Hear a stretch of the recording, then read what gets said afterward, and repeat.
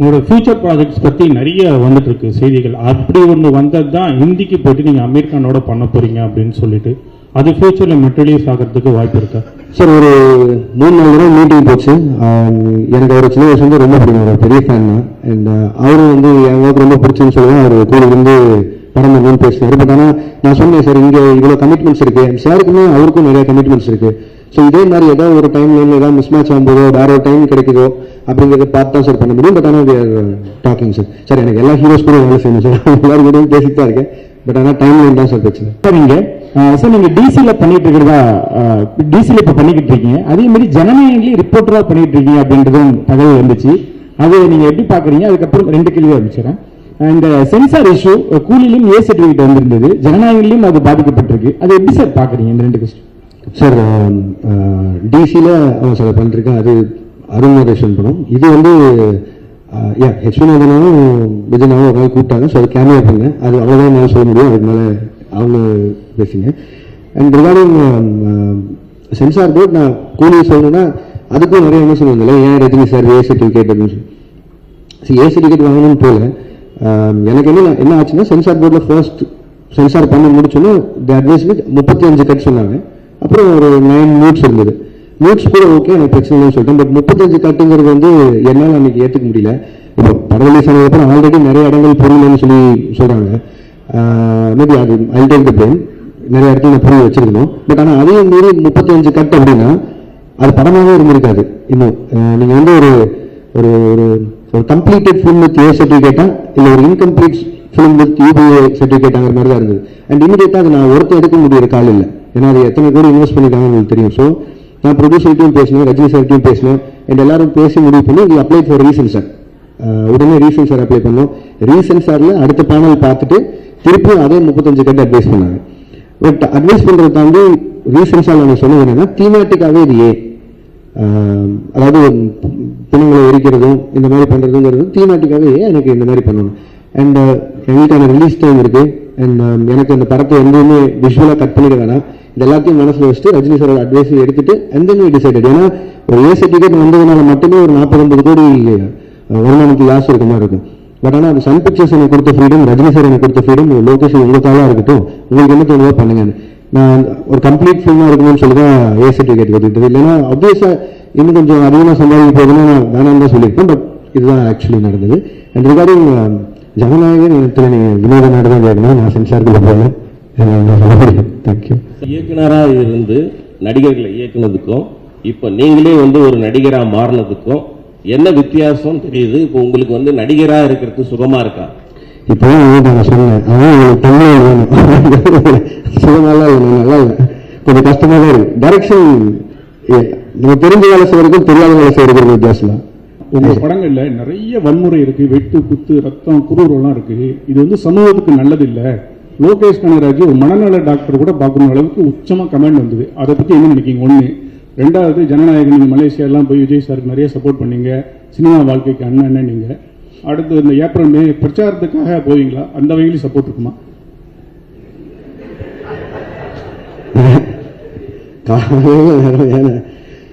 சொல்லுறேன். இல்லை, அந்த வன்முறை இது வந்து ஆனால் இப்போ நான் வந்து ஒரு சினிமா டைரக்டர் ஆகணும்னு நினைச்சு வரும்போது, நான் சின்ன வயசுலேருந்து என்ன படங்கள் பார்த்து வந்ததோ நான் ஒரு ஆக்ஷன் ஃபிலிம் டைரக்டர் ஆகணும்னு வந்தேன். நான் தேவர் மேன் விரும்பாண்டியெல்லாம் பார்த்தா வந்தேன். நான் மனநல மருத்துவமனைக்கெல்லாம் போகல, நான் டைரக்டர் ஆகணும்னு முடிவு பண்ணி அங்கே வந்தேன். அண்ட் இப்போ அதையும் தாண்டி இப்போ கில்பில் ஆகட்டும், வெளிநாட்டு படங்கள் பார்த்தா அதுக்கும் ஆஸ்கர்லாம் கிடைக்குது, அதாவது ஆக்ஷன் படங்களுக்கு. ஸோ இப்போ நம்ம இந்த ஜென்ரேஷன் இருக்கிறவங்க எல்லாருமே கம்பேர் பண்ணுறதே வந்து கேம் ஆஃப் த்ரோன்ஸ் பார்க்குறாங்க, பிரேக்கிங் பேட், டெக்ஸ்டர் எல்லாத்தையும் பார்த்துறாங்க. ஸோ இதுவே 10 வருஷம் ஆயிடுச்சு இதெல்லாம் வந்து. அப்போ என்னன்னா அவங்க ஆன் பேர் நாங்கள் பார்க்குற இந்த வெப் சீரிஸ் அளவுக்கு இருக்கா அப்படிங்கிறத கம்பேரிசன் வைக்கிறாங்க. அதுக்காக வயலன்ஸ் பண்ணி ஒரு படத்தை பண்ணுறது மட்டும்தான் ஹாலிவுட் லெவலுக்கு கம்பேர் பண்ணுறது நான் சொல்லலை, அதையும் காரணமாக வைக்கிறாங்க. ஒரு 2.5 மணி நேரம் நீங்கள் தேட்டருக்குள்ளே வந்ததுக்கு நாங்கள் எங்கேஜாக வச்சுக்கணும்னு நினைக்கிறதே எனக்கு அவ்வளோ பெரிய சேலஞ்சாக இருக்குது. இதில் இந்த சோகால் வயலன்ஸ்னே சொல்லலைங்களா, நான் அது ஒரு ஆக்ஷன் படம். எப்படி ஜாக்கி சான் பார்த்தோம், எப்படி ப்ரூஸ்லி பார்த்தோம், அருணாடு பார்த்தோம், அப்படிலாம் பார்த்தா வந்தோம். அதுக்கப்புறமா ரஜினி சார் பார்த்தோம், நம்மளே கமல் சார் பார்த்தோம், எல்லா ஆக்ஷனும் விஜயகாந்த் சாரோட ஒன் தேட்டரில் தான் பார்த்தோம். இதெல்லாம் தான் ஒரு ஆக்ஷன் டைரக்டர் ஆகணும்னு மாற்றுறது. இது எப்படின்னா இப்போ வந்து ஏதோ ஒரு பக்கம் பார்த்துட்டு இந்த மாதிரி நீங்கள் சொன்ன மாதிரி இன்ஃப்ளூயன்ஸ் ஆகிட்டு பண்ணுறாங்க அப்படின்னா அது அவ்வளோ ஈஸியாக அப்படி சொல்லிட்டு கடந்து போகிற விஷயம் இல்லை தானே. ஒரு தப்பு நடக்குது, அதுக்கு இந்த டைரக்டரோட படம் தான் காரணம்னு சொல்லிட்டா அது அவ்வளோ ஈஸி இல்லைங்க. இப்போ எனக்கு ஒரு பொறுப்பு இருக்கணும்னு சொல்றீங்களே, இருக்கு, சமூக பொறுப்பு இருக்கு, ஓகே, நான் வயலன்ஸ் கம்மி, பார்க்குறவங்களுக்கு அந்த பொறுப்பு இருக்குங்களே. அப்போ எதுக்கு நான் படிக்கிறோம், எதுக்கு இத்தனை பேர் அப்பா அம்மா வளர்க்கு, எவ்வளோ பேர் அட்வைஸ் கேட்கணும், எல்லாமே இருக்குல்ல. ஸோ அது ஈஸியாக கடந்து போகிற விஷயமே இல்லைன்ற. அதுவும் மீறி ஒரு சினிமா ஒரு 2.5 மணி நேரம் பொழுதுபோக்கு படம் உங்களை மாற்றுதுன்னா மனசார நம்ம எவ்வளோ வீக்காக இருக்கும். அப்போ நாளைக்கு எதில் வேணால் இன்ஃப்ளூயன்ஸ் ஆகும்ல, அது நம்ம தானே, நம்ம கையில் தானே இருக்கு.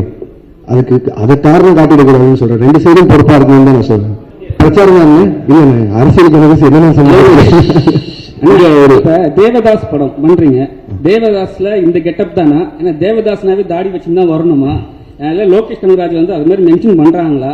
அதுக்கப்புறம் வந்து நீங்க நடிக்க போறேன்னு சொன்ன பிறகு எந்தெந்த ஆக்டர் வந்து உங்களை வந்து நடிக்காத, நீ டைரக்டே பண்ணுன்னு சொன்னாங்க? ரஜினி சார், கமல் சார் என்ன சொன்னாங்க? இல்லை, இந்த ஃபர்ஸ்ட்டுக்கு லைன் ஆஃப் கேள்விக்கு வந்து அருண் தான் பதில் சொல்லணும். தேவதாஸ் தாடி வச்சிருக்கணும் வச்சிருக்கிறாரா அதெல்லாமே அவன் தான் பதில் சொல்லணும். இது வந்து இப்படி வர சொன்னால் அவங்க நடிச்சிருக்காங்க, பதில் சொல்ல முடியும். அண்ட் நான் ரஜினி சார்கிட்ட போகிறதுக்கு முன்னாடி அவர் தெரியும் நான் நினைக்கிறேன். இப்போ கோவிலிங்க இருந்தது, அவரும் வாழ்த்துக்கள் தான் சொன்னார், கமல் சாரும் வாழ்த்துக்கள் தான் சொன்னார், விஜயநாட்ட பேசினேன், அவரும் வாழ்த்துக்கள் சொன்னார். அண்ட் சேது நான் மீட் பண்ணும்போது பேசினேன், யாராவது அன்னைக்கு பார்க்குறோமோ அது மட்டும் தான் மீட் பண்ணி பேசினோம். அண்ட் இன்னொரு கிளாரிட்டியும் கொடுக்க நினச்சேன். நீங்கள் ரஜினி சார் கமல் சாரை பற்றி பேசினாங்க, அவங்க 2 பேரும் வந்து அன்ஃபாலோ பண்ணிட்டேன் ட்விட்டர்ல இருந்து அப்படின்லாம் சொல்லியிருந்தாங்க. அவங்க 2 பேரும் எந்த இடத்துல இருக்காங்க, நான் அவங்க கூட ஒர்க் பண்ணும்போது ஒரு பாகியமாக நினைச்சிட்டு இருக்கேன். நான் ஒரு ஊர்லேருந்து வந்து 2 பேரும் டைரக்ட் பண்ணிட்டேங்கிறத ஒரு 2 வருஷத்துக்கு முன்னாடி ஸ்க்ரால் பண்ணும்போது லைக் போட்டதுக்கு நான் எவ்வளோ பதில் சொல்றேன், தெரியாமல் லைக் பண்ணதுக்கு எவ்வளோ பதில் சொல்றதுன்னு எனக்கு தெரியும். இன்னைக்கு தேதிக்கு அப்படி யாராவது அன்ஃபாலோ பண்ணிட முடியுமா, இல்லை அது எப்படி பாசிபிளாக இருக்கும்? அது ஏன் நான் சொல்றேன்னா, இப்போ எங்க அம்மாக்கெல்லாம் வந்து ட்விட்டர்னு என்னன்னு தெரியாது, ஃபாலோ அன்ஃபாலோ என்னன்னு தெரியாது. ஆனால் அவங்க எனக்கு ஃபோன் பண்ணி ஏன்டா Kamal sir Rajini sir unfollow பண்ணுன்னு கேட்குறாங்க. ஏன்னா நான் சொல்ற கூட நம்ப மாட்டாங்க, நீங்க சொல்றதான் நம்புறாங்க. அதனால தான் நான் சொல்லிருக்கேன், அந்த மாதிரி அன்ஃபாலோ பண்றது அப்படி எதுவும் இல்லை. அதுலேயும் மீறி இது மாதிரி ஏதாவது சென்சிட்டிவான விஷயம் இல்லைன்னா என் சைட்லயோ இல்லை என் டீம் சைட்லயோ அவங்ககிட்ட கேட்டு கொஞ்சம் எழுதுறீங்க பேசுறீங்க நல்லா இருக்கும், வேண்டியதான் வச்சுக்கிறேன். மலேசியா போனதுக்கு அப்புறம் உங்க டிவிக்கு அந்த விஜய் ரசிகர்லாம் வச்சு கொண்டாடுறாங்க, ஏன் கொண்டாடுறாங்கன்னு யோசிச்சு பாத்தீங்களா? நான் ஒரு 2 படம் ஒர்க் பண்ணிருக்கேன், அந்த 2 படமும் எனக்கு பிடிச்சிருக்கு. அதனால கொஞ்சம் எலமெண்டரி மென்ஷனே பண்ணணும், அட்லீஸ்ட் பண்ணணும். நீங்க அல்லு அர்ஜுனை வச்சு அட்லீன் பண்றாரு, அல்லு அர்ஜுனை வச்சு இப்ப நீங்க லோகேஷ் கனகராஜ் பண்ண போறாரு. சோ 2 பேருக்கும் உள்ள அந்த காம்பினேஷன்ல ஒரு ஹெல்த்தியான ஒரு காம்படிஷன் இருக்குமா? யாரு பெஸ்டா பண்றது அல்லது யார் படத்தை பீட் பண்றது அப்படின்னு சொல்லிட்டு? இல்லை, 2 பேருமே எங்களோட அடையாளம் தமிழ் இண்டஸ்ட்ரி. ஸோ முடிஞ்ச அளவுக்கு இங்க இருக்க இண்டஸ்ட்ரியை எவ்வளவு தூரம் மேலே கொண்டு போகிற ஐடியா அட்லீஸ்ட் சைடில் அவர் ட்ரை பண்றாரு, என் சைடில் நான் ட்ரை பண்றேன். 2 பேரும் ஃப்ரெண்ட்ஸ் டான்ஸ் வராங்க, யார் படம் ஜெயிச்சாலும் அதிகமாக சம்பவத்தோட சந்தோஷம் தான். தமிழ் இண்டஸ்ட்ரி இருந்தாலும் போகுது. 2 பேரும் என்னென்ன படங்கள் அப்படியே பண்ணுங்க சார் உங்க ப்ரொடக்ஷன் ஐடியாவே வந்து எனக்கு என்னோட பொட்டன்ஷியல் ட்ரீம் ஏரியா பிக்சர்ஸ் அவங்களோட அந்த டைம்ல அவங்க கண்டினியூஸாக படங்கள் பண்ணிருந்தாங்க. மாநகரம், மாயா, அருவி, ஜோக்கர் அந்த மாதிரி. ஸோ அது மாதிரியான ஒரு சின்ன பட்ஜெட்ல படங்கள் பண்ணுங்கிறது ஆசை. இப்போதைக்கு மிஸ்ட்ரி பாரத்னு சொல்லிட்டு நிரஞ்சன் டைரக்டர் அவர் எடுத்த படம் அது முடிஞ்சிச்சு, போஸ்ட் ப்ரொடக்ஷன் இருக்கு, ரிலீஸ்க்கு தயாராகிட்டு இருக்கு.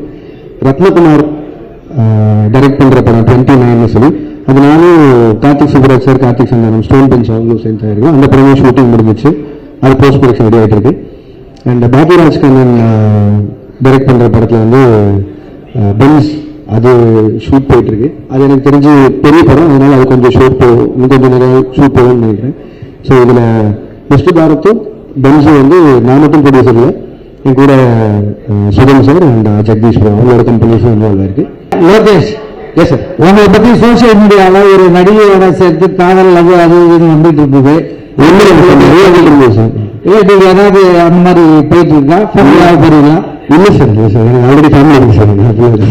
Second family. Thank you sir, thank you sir, thank you sir. ஒரே ஒரு சின்ன கேள்வி என்னன்னா, அது முக்கியமான கேள்வியும்